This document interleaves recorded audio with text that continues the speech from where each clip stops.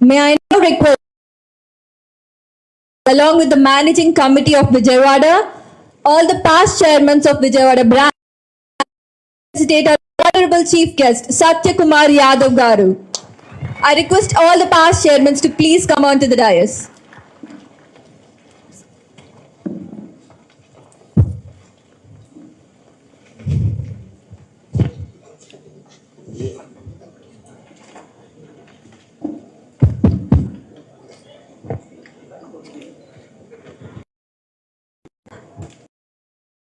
We hear from, let us hear on the profile of Satya Kumar Yadav Garu. Shri Satya Kumar Yadav, the Honorable Minister for Health, Family Welfare and Medical Education, Government of Andhra Pradesh. Shri Satya Kumar Yadav completed his schooling in Nagar Karnool in Electronic Communication Engineering, degree in Political Science and Business Administration.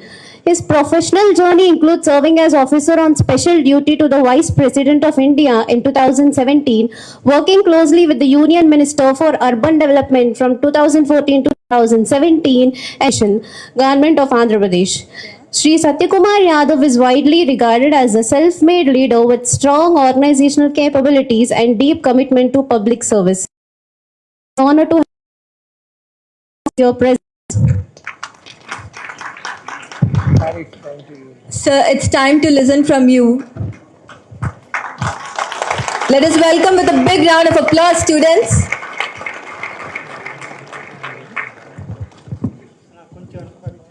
Am I audible? I heard Jayanti Garu asking this question. Now, am I visible? Thanks to the organizers for keeping this podium so low, because the taller the podium is, the less possibility of me being visible. Jayanti Garu laga కసి మసి మాట్లాడలేదు, కానీ ఆ కసి మసికి ఒకటి జోడించగలను, రాశి. రాశి అంటే సినిమా హీరోయిన్ కాదు. రాశి అంటే ఏంటి? రాశి అంటే ఏంటి? అది కాదు జయంతి గారు, ఇప్పుడు మొన్న పవన్ కళ్యాణ్ గారి మూవీ ఏంటది?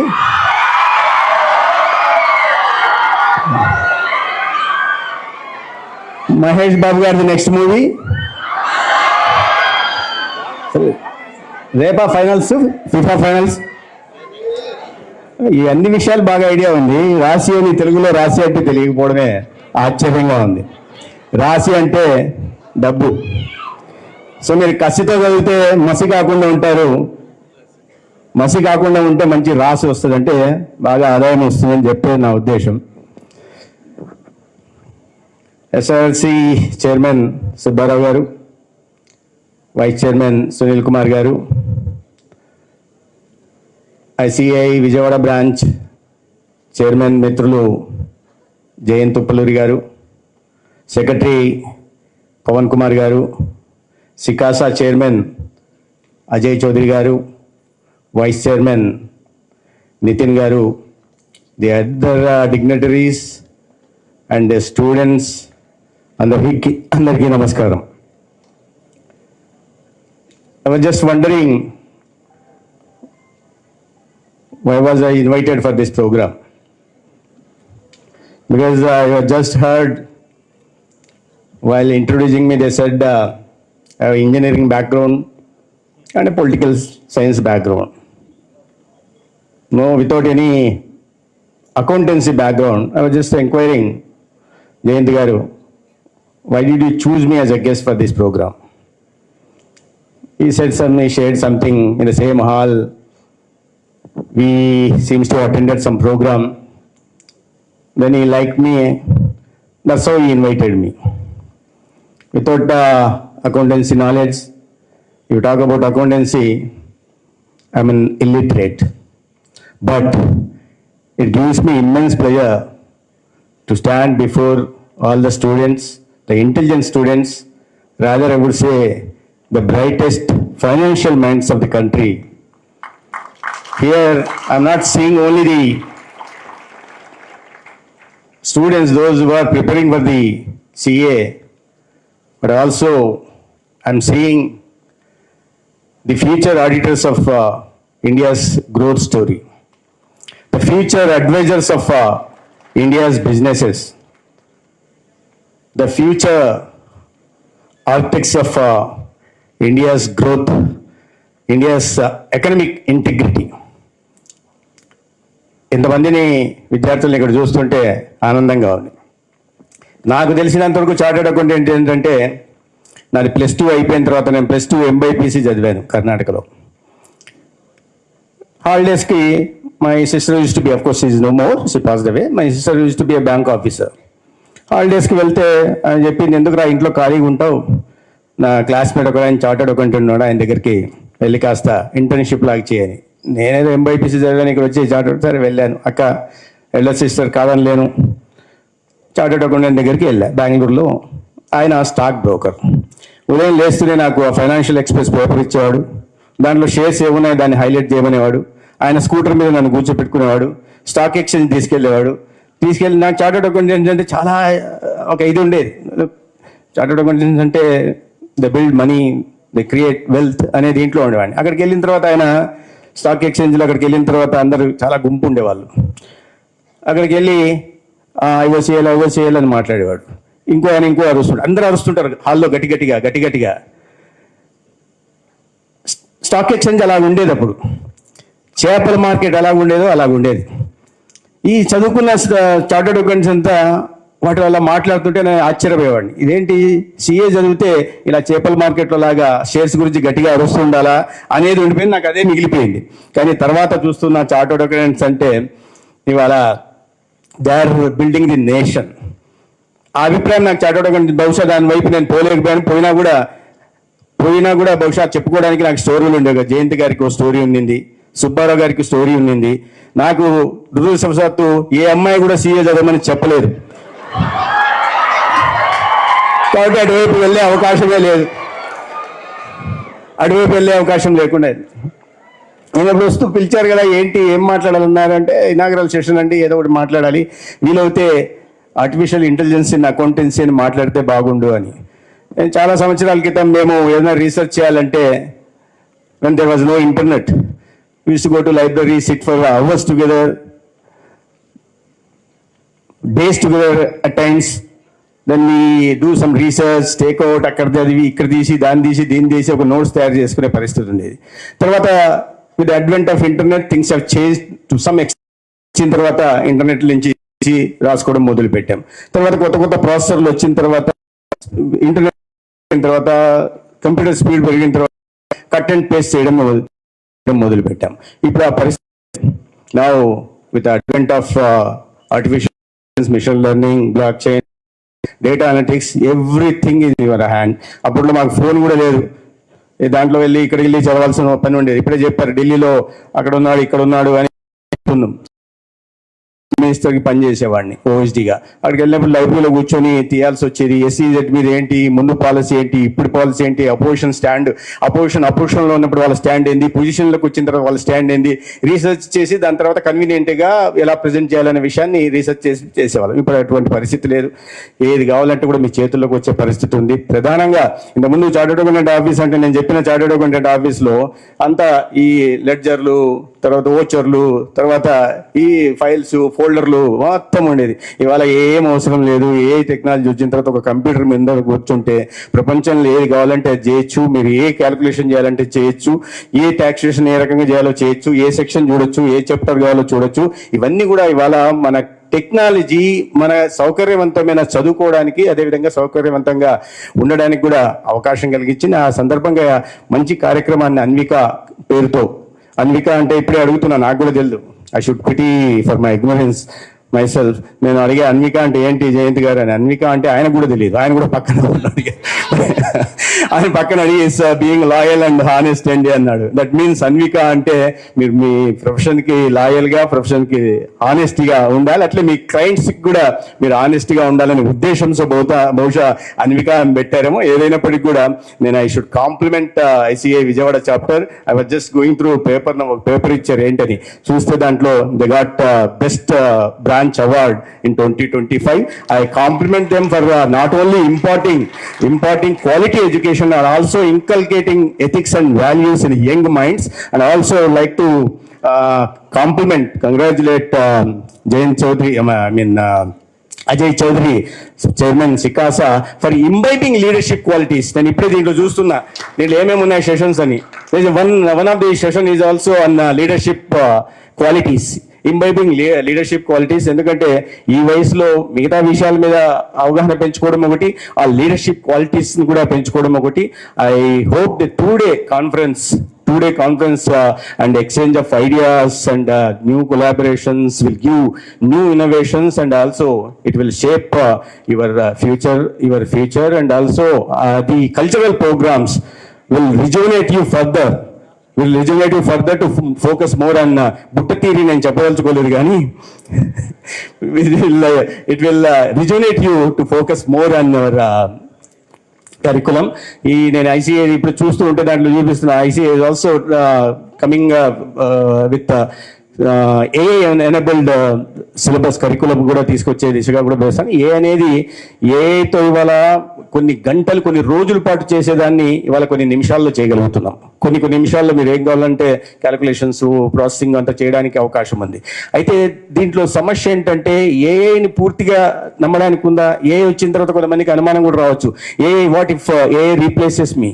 But AI definitely will replace A chartered, it cannot replace A chartered accountant, but it will definitely will replace a chartered accountant who refuses to evolve, who refuses to adopt new technologies, who refuses to integrate themselves with the new emerging technologies. అవి లేకపోతే మాత్రం వెనకబడిపోతామన్న విషయాన్ని మీ చదువులో భాగంగా గతంలో వీళ్ళు చదివినప్పుడంతా ఈ AI లేదు, రోజుల పాటు చదవాల్సిన అవసరం ఉండేది, క్యాల్కులేషన్స్ రోజులు తీసుకునే పరిస్థితి ఉండేది. ఇవాళ మీకు చాలా సౌకర్యవంతంగా వచ్చింది. టెక్నాలజీ మారుతున్న క్రమంలో మీరు మరింత కాస్త మెరుగ్గా చదవడానికి, మెరుగ్గా రాణించడానికి కూడా ఏఐ ఉపయోగపడుతుందని నేను ఈ సందర్భంగా భావిస్తున్నా. అయితే ఏఐలో సమస్యలు కూడా ఉన్నాయి. ఇప్పుడు మీరు ఇక్కడ చాలా మంది ఆర్టికల్స్ గురించి మాట్లాడారు, ఆర్టికల్ అసిస్టెంట్. మీరు ఏం చేసినా, ఏ క్యాలిక్యులేషన్ చేసినా, రీకన్సిలేషన్ చేసిన తర్వాత మళ్ళీ మీ సీనియర్ చూడాల్సిందే. ఏఐని కూడా అదే విధంగా ఎంత ఏఐ ఏది ఇచ్చినా సెకండ్స్ లో ఇచ్చేస్తుంది. బట్ దాన్ని మళ్ళీ మీరు ఒకసారి వెరిఫై చేసుకోవాలా, ఫ్యాక్టా కాదా, వెట్టింగ్ చేసుకోవాల్సింది. I my own experience.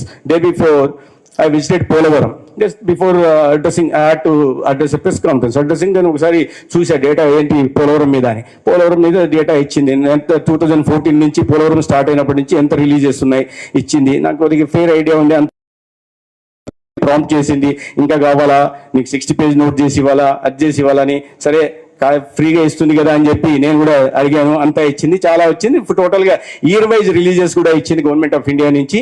ఎప్పుడు స్టార్ట్ అయింది? 1941లో స్టార్ట్ అయింది. 2014 దాకా మళ్ళీ భూమి పూజలు చేస్తా ఉన్నారు, ఫౌండేషన్ వేస్తా ఉన్నారు. ఏదో సినిమాలో లాగా చెయ్యాలి చెల్లికి పెళ్లి మళ్ళీ అన్న చందంగా భూమి పూజలు చేస్తున్నారు, పని కాలేదు. తర్వాత government of India Narendra Modi గారు ప్రధానమంత్రి ఇంతతో ఇస్తున్నారు. టోటల్ డేటా చూసిన తర్వాత టోటల్ రిలీజెస్ చూశాను నేను, మీడియాలో మాట్లాడాలి కదా. దాంట్లో 20,356 crores అని ఉంది. అయితే ఓకే, ఇంతకన్నా ఎక్కువ ఉండరు అని అనుకున్నాను నేను. సరే మాట్లాడాను, మీడియాలో కూడా చెప్పాను. చూసారా, అన్ని సంవత్సరాల నుంచి ఈ రకంగా ఉండింది, ఒక పైసా ఖర్చు పెట్టలేదు. లాస్ట్ 12 years లో పోలవరం ఇంత ఇంపార్టెంట్ అయిన ప్రాజెక్ట్ మనకు, ఇది గేమ్ చేంజరు, లైఫ్ లైన్ ఆంధ్రప్రదేశ్కి, ఇవన్నీ చెప్పి ఫిగర్లు కూడా చెప్పాను. 20,000 తర్వాత మళ్ళీ ఆఫీసర్స్తో రివ్యూ ఉంది. ఆ రివ్యూలో వాళ్ళు యాక్చువల్గా రిలీజెస్ 23,000. ఎందుకంటే లేటెస్ట్గా వచ్చిన ఏదైతే రిలీజెస్ ఉన్నాయో అవి రాలేదు. ఇది ఏది హిస్టారికల్ డేటా తీసుకుంటుంది, లేకపోతే ఎక్కడైనా ఏఐ తీసుకుంటుంది. డాక్యుమెంట్ కాంది లేదా పబ్లిక్ డొమైన్ లో లేని దాన్ని ఏఐ తీసుకోకపోవచ్చు. నేను అక్కడ 3,000 కోట్లు తగ్గించి చెప్పాలి. వాస్తవానికి 23,000 చిల్లర కోట్లు, దాదాపు 24,000 కోట్లు రిలీజ్ చెప్తున్నప్పుడు చిన్న పొరపాటు జరిగింది. సో ఏది చేసినా ఏ కారణంగా మీరు చాలా ఈజీ అయిపోయింది. కానీ చేసుకోవాలి. ఎట్లయితే మీ సీనియర్ ఆర్టికల్స్ చేస్తున్న ఆర్టికల్ అసిస్టెంట్ చెక్ చేస్తుంటారో చేసిన దాన్ని, అది చూడాల్సిన అవసరం ఉంటుంది. ఆ రకంగా ఏఐని ఉపయోగించుకోవాలి. AI can calculate, but you will have to certify. ఈ మీకు తెలియదు, ఇది సుబ్బారావు గారికి తెలుసు, సుబ్బారావు గారికి తెలుసు అప్పట్లో ఎలా ఉండేది, మన ఇండియన్ ఎకానమీ ఎలా ఉండేది, ఏ రకమైన పరిస్థితుల్లో ఉన్నాం. We were always considered as a developing nation, never we were developed nation or developing nation for decades together we have been a developing nation. కానీ now there is a sea change in India's economy. If you see, మీరు చిన్నపిల్లలు కాబట్టి మీకు 2014కి ముందు ఇండియాలో ఎలా ఉండేదంటే పరిస్థితి, India was considered as one of the fragile 5 countries. అంటే ఎప్పుడు అయిపోతుందో, కుప్పకూలిపోతుందో ఆర్థిక వ్యవస్థ అంటున్న పరిస్థితి ఉండేది. There used to be a revenue deficit, there used to be a physical deficit, there used to be a trade deficit, there used to be current account deficit, there used to be a policy deficit, policy paralysis ఉంది. But in the past 12 years, India is transforming like anything. ఒక fragile ఫైమ్ నుంచి ఇవాళ మనము one of the top largest economies లోకి, fragile five నుంచి largest economies లోకి వచ్చాం. With it is all happened in just a span of 12 years. Our growth rate used to be only below 4. Inflation used to be more than 11%. But one leader could change the entire thing with his outstanding leadership qualities, out-of-box ideas, robust foreign policy. He could transform the otherwise bankrupt economy into one of the largest economies of the world today. We stand at the 4th place, with consistently registering a growth rate above 7%, close to 8%, and inflation being under control below 2%. That is a change the India has witnessed in the few years. మీరు చూస్తే ఇవాళ నేను దాంట్లో చూస్తున్నా ఒక subject startup మీద ఉంది, దీంట్లో చూస్తుంటే ఒక సబ్జెక్ట్ స్టార్ట్అప్ కూడా. Now India has become a hub for startups. There used to be only handful of startups 50 or so in 12 years back. Now there are 250 startups, among them 130 are close to 130 are unicorns. Unicorns idea on the malla ingo cinema peru adagala. Unicorn is a startup which has a valuation of $1 billion. With today's exchange rate, some 9,500 crores ఒక valuation ఉన్న startup ఉంటే దాన్ని unicorn అంటారు. ఇవన్నీ తయారు చేసిందెవరు? మీ age లో ఉన్న వాళ్ళే యూనికార్న్స్ తయారు చేశారు. మీ ఏజ్ లో ఉన్న వాళ్ళే స్టార్ట్అప్స్ కనిపెట్టారు. ఇవాళ ప్రపంచంలో India has become a startup hub. అదేవిధంగా ఫిన్టెక్స్ కూడా ఇవాళ అనేక, మీరు ఈ పర్టికులర్ ఈ ప్రొఫెషన్ లో ఉన్నారు కాబట్టి fintechs now by 2030 the fintechs valuation is projected to be more than $1 trillion. Now the India's ఈ ఆర్థిక వ్యవస్థ సైజ్ ఏంటంటే 400 లక్షల కోట్లు, $4 trillion. ఇవాళ ఒక్క ఫిన్టెక్ మార్కెటే 2030కి 4 years లో $1 trillion కాబోతుందంటే ఎటువంటి ట్రాన్స్ఫర్మేషన్ ఉందనే విషయాన్ని మనం అర్థం చేసుకోవాలి. ఇవన్నీ ఇవాళ ఒక రోజులో ఒక నిర్ణయం, ఒక చిన్న దీని కారణంగా కాలేదు. అనేక నిర్ణయాలు 12 సంవత్సరాల్లో తీసుకున్న కారణంగా ఇవాళ మన గ్రోత్ రేట్ పెరుగుతుంది, మన ఇన్ఫ్లేషన్ కంట్రోల్లో ఉంటుంది. India is being recognised and respected అని ఇంటర్నేషనల్ అరేనా. ఇవి వెనకాల చాలా ఎఫర్ట్స్ ఉన్నాయి. ఎన్ని startup India, make in India, made in India, digital India, skill India, clean India, fit India, Khelo ఇట్లాంటి వినూత్నమైన కార్యక్రమాలు తీసుకోవడం వల్ల ఇండియన్ ఎకానమీ పెరుగుతుంది. ఇండియన్ ఎకానమీ పెరగడం కారణంగా ఎంప్లాయ్మెంట్ ఆపర్చునిటీ వస్తుంది, ఇన్వెస్ట్మెంట్ మన దేశానికి వస్తున్నాయి. ఇవాళ FDIs మన దేశంలో ఇన్వెస్ట్మెంట్లు, గతంలో కేవలం ఇన్వెస్ట్మెంట్స్ అనేది ఇవాళ $1 billion వెళ్ళిపోయాయి. మన ఈ ఫారెక్స్ రిజర్వ్స్ $300 billion ఉంటే ఇవాళ $810 billion వెళ్ళాయి. అదేవిధంగా మన ఎక్స్పోర్ట్స్ $320 billion ఉంటే ఇవాళ $780 billion వెళ్ళింది. వీటి వెనకాల అనేక రకాలైన కార్యక్రమాలు ఇండియాలో ప్రొడక్టివిటీని పెంచడం కోసం ప్రొడక్టివ్ లింక్డ్ ఇన్సెంటివ్స్ ఇవ్వడం కారణంగా ఇప్పుడు శాటిలైట్లో కానీ, లేకుంటే ఫార్మా రంగంలో కానీ, లేకపోతే ఈ సోలార్ రంగంలో కానీ, లేకుంటే ఫార్మసీ కానీ, వీటిలో PLIs ఇవ్వడం వల్ల ఇవాళ ప్రభుత్వం తీసుకుంటున్న అనేక నిర్ణయాల కారణంగా ఇవాళ ప్రపంచంలోనే ఫార్మసీ ఆఫ్ ది వరల్డ్ గా ఇండియా రికగ్నైజ్ అవుతోంది, స్టార్ట్అప్ హబ్ గా అవుతోంది, ఫిన్టెక్స్ హబ్ గా అవుతోంది, సోలార్ మ్యానుఫ్యాక్చరింగ్ ప్లాన్. ఇవాళ we are the highest, second largest manufacturers of cell phones. మన దగ్గర ఒక్క ఫోన్ కూడా ఉండేది కదా, ఇవాళ మేడ్ ఇన్ ఇండియా స్కీమ్ కారణంగా ఇవాళ సెకండ్ లార్జెస్ట్ ఎలక్ట్రానిక్ గూడ్స్ కూడా ఇవాళ డిఫెన్స్ మ్యానుఫ్యాక్చరింగ్ గూడ్స్ కూడా మనం బయట ఇక్కడ ఇండియన్స్ తయారు చేసుకోవడం కాకుండా బయట దేశాలకు export చేసే పరిస్థితి. We used to be always been a country of imports. Now we have emerged as a country of exports. Now we are in a position to export everything to the world. అనేక దేశాలకి చేస్తున్నది, pharmacy దగ్గర నుంచి అనేక రకాల horticulture producers దగ్గర నుంచి ప్రతిదీ ఇవాళ బయట దేశాలకి ఎగుమతి చేసే దిశగా కూడా మన భారతదేశం మారుతా ఉంది. ఇవన్నీ ఏంటి, వెల్త్ క్రియేట్ అవుతుంది. Why am I talking all this? Because it's all about wealth creation. The more wealth, the more creation of wealth, the more work for you all. మీకు డబ్బు ఎంత ఎక్కువ ఆదాయం పెరుగుతూ ఉంటే చార్టర్డ్ అకౌంటెంట్, సో ఇంకా ఇంకా ఎక్కువ మంది చార్టర్డ్ అకౌంటెంట్స్ రావడానికి ఉంది. మీ భవిష్యత్తు కూడా ఉజ్వలంగా ఉండబోతుంది. దానికి అనుగుణంగా విషయంలో పరిజ్ఞానం కొన్ని విషయాల మీద తీసుకోవడం, ఏని అనుసంధానించుకుంటా కాస్త మనల్ని ఎప్పటికప్పుడు అప్డేట్ చేసుకుంటా పోతే ఇవాళ ఈ భాగస్వామ్యం కావడానికి ఉంటుంది. ప్రపంచ దేశాల్లో మనం ఎదుగుతున్న క్రమంలో ఈ ముందుకు పోతున్న దాంట్లో ఇవాళ వికసిత్ భారత్ గురించి జయంత్ గారు ప్రస్తావించారు. Now we are aiming, now we are a 4th largest economy in the world, but we are aiming to become a one of the top 2 largest economies of the world, either at one or second place by 2047. What is the significance of 2047? We got independence 100 years ago, 1947. By the time we celebrate centenary independence, India wants to be at the number 1 position in the world by all means. ఆర్థిక పరంగా కానీ రక్షణ పరంగా కానీ ఏ రకంగా కూడా ఇవాళ చూస్తున్నాం మనం. అన్ని మారిన పరిస్థితుల్లో మేము బహుశా సుబ్బారావు గారికి సరసరి సుబ్బారావు గారికి పేరు తీసుకుంటాను ఏమనుకోకండి. ఎందుకంటే సుబ్బారావు గారు మరి అప్పట్లో రైళ్లలో పోయేవాళ్ళు, ట్రైన్లో పోయేవాళ్ళు నాకు తెలియదు. కానీ ఆ రోజున్న ట్రైన్స్కి ఈ రోజున్న ట్రైన్స్కి, ఆ రోజు ఉంటున్న రైల్వే స్టేషన్స్కి ఇవాళ రైల్వే స్టేషన్కి, ఆ రోజు ఉంటున్న ఎయిర్పోర్ట్స్కి ఇవాళ ఉంటున్న ఎయిర్పోర్ట్స్కి, అన్ని ఏదైనా ఇన్ఫ్రాస్ట్రక్చర్ వైజ్ కానీ ఆ రోజు ఉంటున్న రోడ్స్కి, ఇవాళ ముందు రోడ్డు ఇక్కడి నుంచి మేము వెళ్ళాలంటే 6-7 hours పట్టేది. ఇవాళ ఈ హైవేల కారణంగా 4 hours వచ్చింది. రేపు ఎక్స్ప్రెస్ వేస్తే 2.5 గంటలు వెళ్తాం. రేపు హై స్పీడ్ రైలు రాబోతుంది. అమరావతి నుంచి మనం హైదరాబాద్కి 45 నిమిషాల్లో పోతాం. అమరావతి నుంచి చెన్నైకి 1.5 hours వెళ్ళిపోతున్నాం. ఇది ఈ రకంగా ట్రాన్స్ఫర్మేషన్ భారతదేశంలో జరుగుతూ ఉంది. దీంట్లో అందుకనే ఇవన్నీ ఈ ట్రాన్స్ఫర్మేషన్ దేనికి దారి తీస్తుంది, ఒక పెద్ద ఆర్థిక వ్యవస్థలాగా భారతదేశాన్ని తయారు చేసే దిశగా ఈ ఆర్థిక వ్యవస్థ ముందుకెళ్తుంది. దీన్ని 2047కి స్టేజ్ మీద ఉన్న కొంతమంది ఉండొచ్చు, కొంతమంది లేకపోవచ్చు. కానీ ఆ 2047కి వికసిత్ భారత్గా ఆంధ్రప్రదేశ్ ఇండియాని నిర్మించాలంటే ఆ బాధ్యత మాత్రం ఖచ్చితంగా మీ మీద ఉంది. More particular as a chartered accountants మీ మీద ఇంత గురుతరమైన బాధ్యత ఉంటుంది. మీరు చేయాల్సిందల్లా ఒక ట్రస్ట్ డెవలప్ చేసుకోవాల్సింది. మీకు క్లయింట్స్కి ఆ ట్రస్ట్ డెవలప్ చేసుకోవాలా, మీరు చేస్తున్న పనుల్లో నిజాయితీ ఉండాలా, మీరు చేస్తున్న పని పట్ల అంకిత భావం, ఆ కమిట్మెంట్ ఉండాలా, ఆ కన్విక్షన్తో మీరు పనిచేస్తే భాగస్వామి మీరే ఈ దేశాన్ని వికసిత భారత్, మంచి లీడర్షిప్ ఉంది, వికసిత భారత్ తీసుకెళ్తారనే ప్రగాఢమైన విశ్వాసం నాకుంది. ఇవాళ ఒక చిన్న ఇవి చెప్తున్నప్పుడు ఒక చిన్న ఉదాహరణ కూడా చెప్పాలి నేను, ఇండియా ఏ రకంగా మారుతుంది అనే విషయాన్ని. Before becoming minister almost 3 years ago, I had an opportunity to visit London.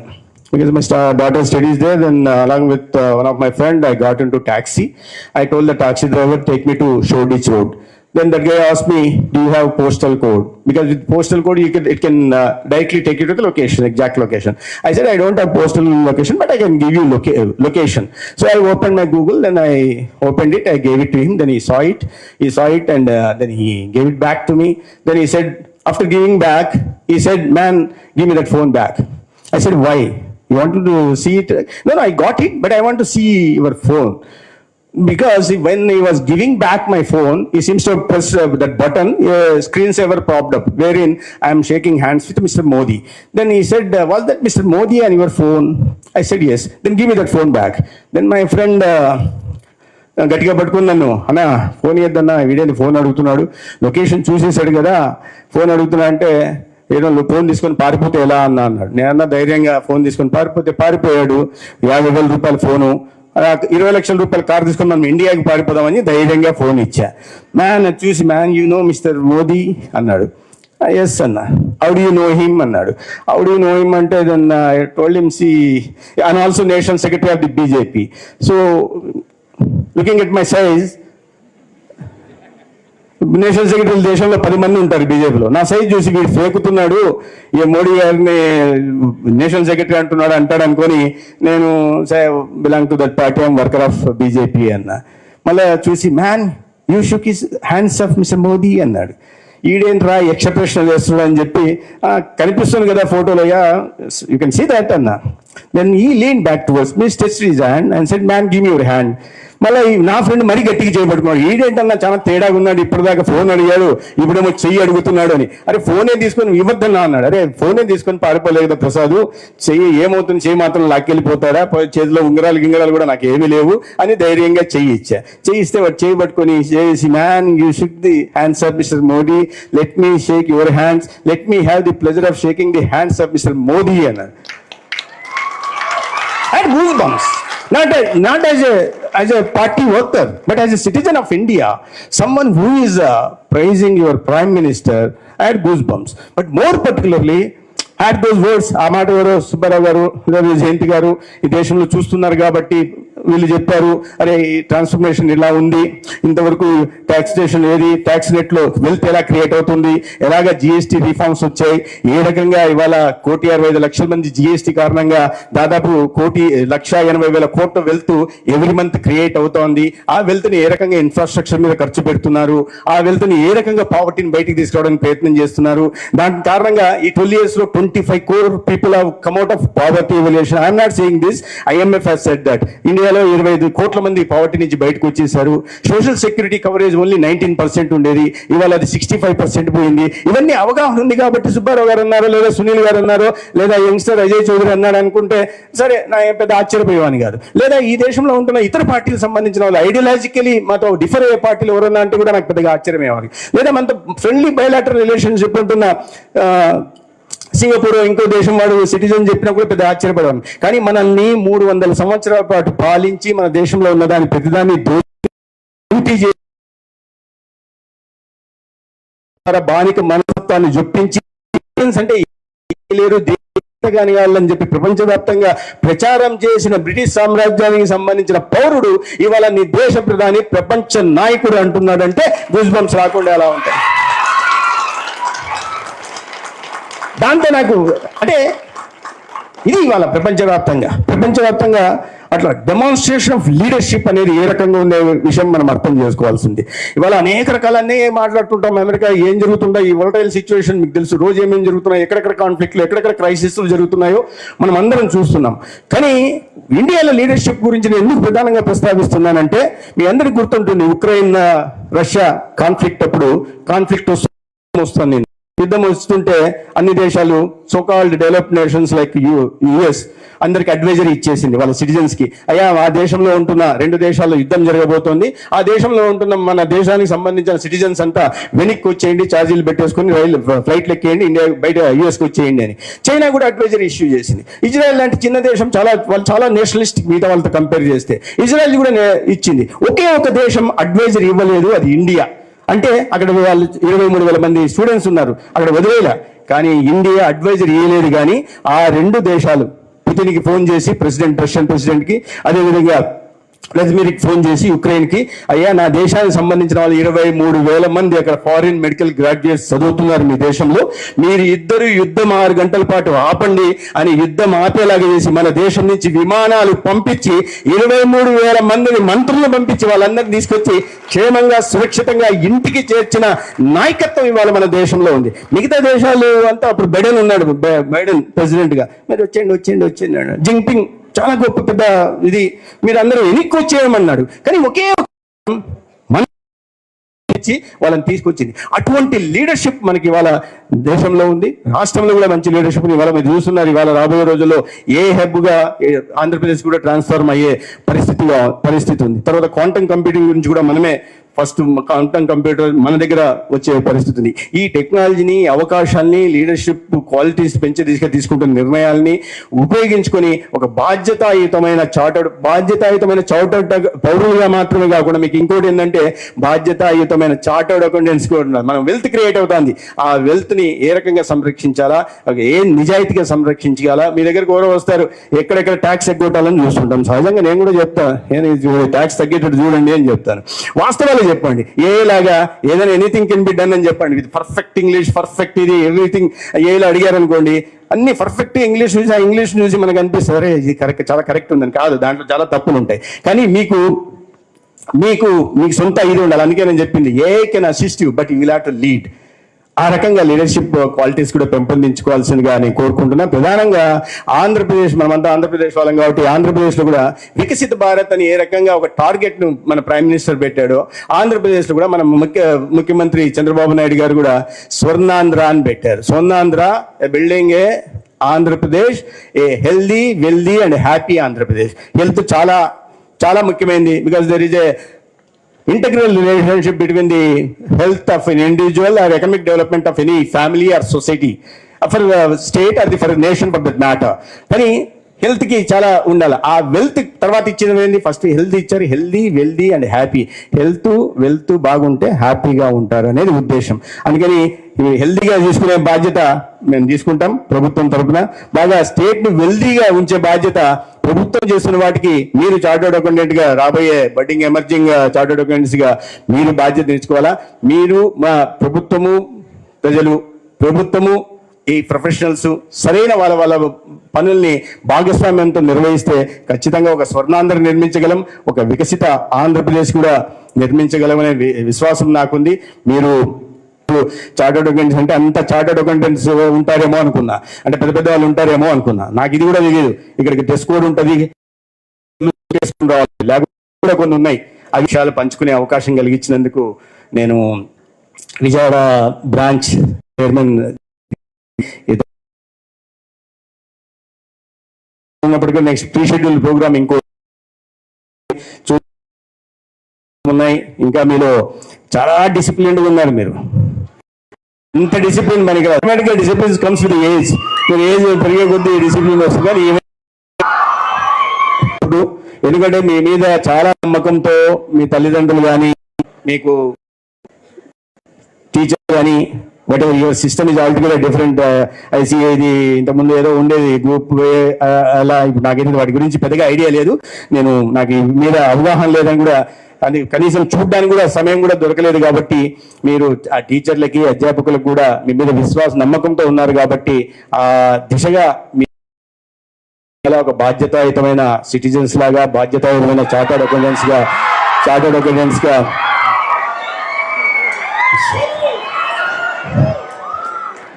I don't know. Yeah, you are so fast. Maybe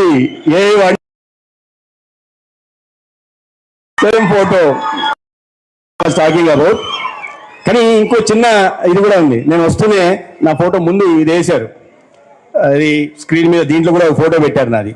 ఇదేంటంటే this photo was shot immediately after hectic camp. మంచి ఎండలో రోజు 40 కిలోమీటర్లు పాదయాత్ర చేసేవాడిని. ఆ రోజు పోయిన కలర్ ఇంకా రాలేదు. దాని తర్వాత ఇక్కడికి ఎమ్మెల్యేగా గెలిచి ఇక్కడ వచ్చిన తర్వాత ఫోటోగ్రాఫర్ వచ్చి ఫోటో తీసుకున్నాడు. దాన్ని తీసుకెళ్లి గవర్నమెంట్ వెబ్సైట్ లో పెట్టేశాడు. ఆ ఫోటో ఉంది. నా కర్మ కొద్ది దాని తర్వాత నేను హెల్త్ మినిస్టర్ అయ్యా. ఆ ఫోటోలో నేను పేషెంట్ లాగా ఉంటా. ఈ ఫోటో దీంట్లో ఎవరైనా చూస్తే ఈయన పేషెంట్, ఆ ఫోటో అనుకుని పెద్ద పట్టించుకోకండి. ఈయన పేషెంట్ లాగా ఉన్నాడు, ఈయన హెల్త్ నీడ్స్ ఏం చూస్తాడు, ఓకే ఇంప్రూవ్ క్వాలిటీ అని అనుమానం వచ్చే అవకాశం ఉంది. నాకు కాస్త ముందు అడిగితే మంచి ఫోటో కూడా ఒక 5-6 years బాగా కనిపిస్తుంది. కాస్త జుట్టు ఎక్కువ ఫోటో కూడా ఇచ్చేవాడిని. నెక్స్ట్ టైం అప్పుడు కాస్త జాగ్రత్తలు తీసుకోవాల్సిందిగా ఒకసారి ధన్యవాదాలు తెలియజేసుకు సెలవు తీసుకుంటాను. భారత్ మాతాకి, భారత్ మాతాకి ధన్యవాదాలు.